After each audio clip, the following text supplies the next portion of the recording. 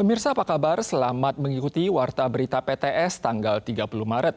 Pasukan Angkatan Darat Amerika telah tiba di Timur Tengah. Pentagon dilaporkan telah bersiap siaga untuk meluncurkan operasi darat selama beberapa minggu. Pakistan mengumumkan akan menyelenggarakan dialog antara Amerika dan Iran. Namun kedua belah pihak belum memberikan tanggapannya. Setelah kabar ini tersingkap, Tehran menjadi sasaran serangan udara tanggal 29 malam. Sebagai balasan, Iran menyatakan akan menargetkan kediaman para pejabat Amerika dan Israel.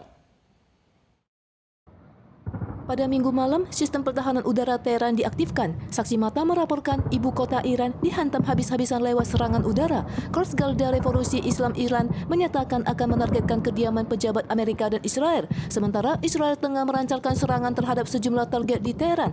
Pemerintah Iran menyebutkan infrastruktur energi mengalami kerusakan. Namun media setempat melaporkan pasokan listrik di Teheran yang sempat terputus kini telah kembali normal. Di saat yang sama, sekitar 2.500 pasukan darat AS telah tiba di Timur Tengah. Menanggapi kemungkinan serangan darat oleh Amerika Serikat, Iran menyatakan telah siap memberikan respons.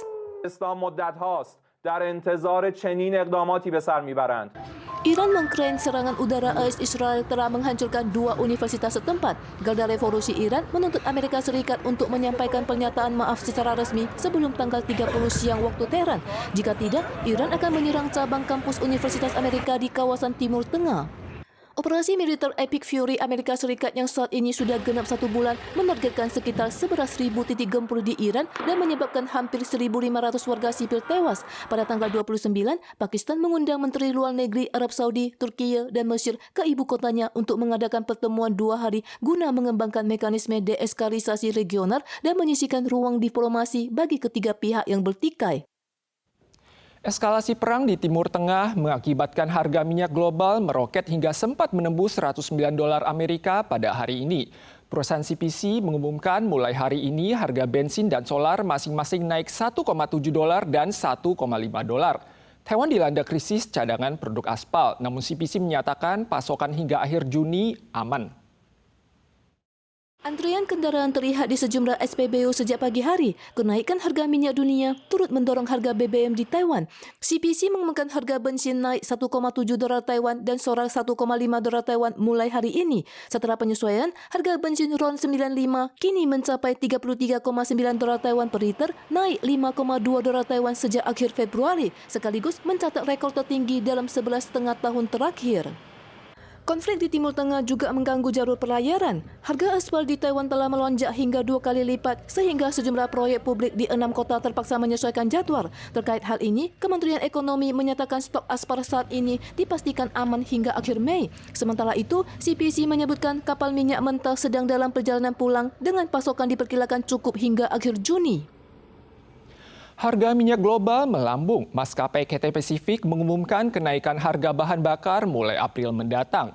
Sedangkan maskapai Taiwan baru memutuskan untuk ikut menaikkan harga atau tidak setelah CPC mengeluarkan pengumuman pada tanggal 1 April. Selain itu, Organisasi Penerbangan Sipil Internasional menyatakan setiap penumpang cuma boleh diizinkan membawa 2 unit alat pengisi daya portable dan melarang pengisian daya selama penerbangan. Asap tebal tiba-tiba muncul di dalam kabin. Pada 2023, sebuah alat pengisi daya atau powerbank di bagasi penumpang terbakar saat pesawat Scott tujuan Singapura masih menunggu di landasan pacu. Awak kabin segera memadamkan api dan pesawat kembali ke gerbang keberangkatan. Menyusul maraknya insiden baterai litium, Organisasi Penerbangan Sipil Internasional menetapkan aturan baru, di mana setiap penumpang hanya boleh membawa maksimal 2 unit powerbank dan dilarang mengisi daya selama penerbangan. 一般人是够用了，但是如果说他是可能有某些专业的工作，比如说他是一种出国要跑外勤，那是稍微不够用。 Maskapai Nasional Taiwan kini melarang penggunaan powerbank untuk mengisi daya selama penerbangan. Menanggapi aturan internasional baru ini, Administrasi Penerbangan Sipil CAA menyatakan akan segera membahas jadwal penerapannya. Namun China Airlines membatasi 2 powerbank per penumpang mulai 31 Maret. Sementara EVA Air dan Starlux Airlines akan mengikuti ketentuan otoritas terkait. Konflik Timur Tengah turut mendorong kenaikan harga minyak dunia. Maskapai Cathay Pacific di Hong Kong mengumumkan akan kembali menaikkan biaya tambahan bahan bakar mulai April yang diperkirakan melampaui $6.000 Taiwan pada rute jarak jauh. Sementara itu, penyesuaian harga di Taiwan masih menunggu pengumuman harga aftur dari perusahaan CPC pada 1 April. Jika melewati ambang batas, maskapai dapat menyesuaikan tarif sesuai harga minyak terbaru. Sering keterlibatan dalam skandal korupsi, mantan Ketua Partai TPP Ke Wen-je dijatuhi hukuman penjara 17 tahun dan pencabutan hak sipilnya selama 6 tahun. Kemarin Partai TPP mengerahkan sebanyak 80.000 demonstran di Ketegalan Boulevard, sementara Partai KMT juga mengutus jumlah legislatornya untuk menunjukkan dukungan mereka. Demonstran berkumpul di Ketegalan Boulevard tanggal 29 untuk menyatakan dukungan kepada Ke Wen-je yang dijatuhi hukuman penjara 17 tahun atas kasus korupsi. Partai KMT mengutus 20 legislator untuk menyatakan dukungannya. Namun Ketua Partai Cheng Li-wen tidak hadir dan memicu spekulasi. Mengingat ia sebelumnya pernah mengkritik Ke Wen-je secara terbuka. Menanggapi hal ini, Partai KMT mengimbau warga untuk mengesampingkan pertikaian politik di masa lalu. Namun legislator Partai DPP mengklaim justru Partai KMT lah yang memberikan informasi terkait kasus Ke Wen-je, namun kini malah melimpahkan kesalahan kepada mereka.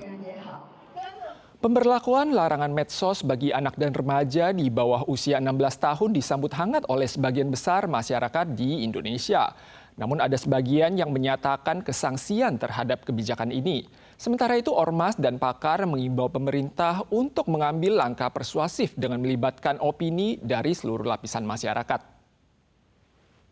Serius menatap ponsel, konsentrasi Anissa teralih sepenuhnya ke dunia maya. Indonesia memberlakukan larangan kepemilikan akun medsos bagi anak dan remaja di bawah usia 16 tahun guna membatasi tingkat frekuensi ekspos pada anak dengan mengadopsi kebijakan Australia tahun lalu. Mayoritas warga menyuarakan dukungannya. Tapi kan karena kita udah mau masuk 17 nih ya, udah masuk 16 tahun, jadi kayak ya aman aja. Namun ada sebagian masyarakat yang menanggapi hal ini dengan kesangsian. Misalnya Kinaria, siswi 15 tahun yang menyatakan ada guru yang menggunakan medsos sebagai sarana penunjang pengajaran. Bahkan ada sebagian tugas di sekolah yang perlu dikerjakan lewat ketersediaan informasi di medsos. Biasanya ada beberapa guru yang ngasih tugas tuh di-upload ke sosmed. Nah itu 14-15 tahun tuh butuh sosmednya. Ormas pun menyuarakan opininya. Direktur Eksekutif Ormas SafeNet menyikapi larangan ini sebagai solusi kilat oleh pemerintah untuk menekan masalah adiksi digital, seolah-olah merupakan sanksi terhadap medsos.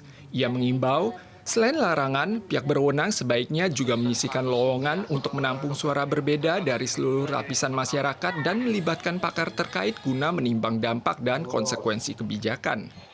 Seperti apa aturannya, mekanismenya, lalu seperti apa untuk memastikan hak anak tidak tercederai. Nah itu yang sebetulnya perlu dibikin lebih komprehensif dengan melibatkan lebih banyak pihak gitu ya. Tetap mereka perlu belajar menggunakan teknologi digital ini pada saat yang tepat, pada usia-usia yang tepat, dengan arahan-arahan yang tepat juga. Studi menunjukkan bahwa penggunaan medsos dapat memengaruhi kondisi kesehatan mental yang memicu keresahan dan depresi pada anak. Namun medsos juga merupakan platform yang menawarkan berbagai faedah dan membuka wawasan baru dalam aspek informasi dan pengetahuan. Pemerintah diimbau untuk mengambil pendekatan persuasif guna memberantas masalah adiksi digital agar tidak terkesan bahwa hak anak terenggut total. Biar bagaimanapun, anak perlu mengeksplorasi teknologi digital pada usia tertentu di bawah bimbingan tepat. Pemirsa sekalian, sekian Warta Berita dari PTS. Kita sua lagi di lain kesempatan. Sampai jumpa.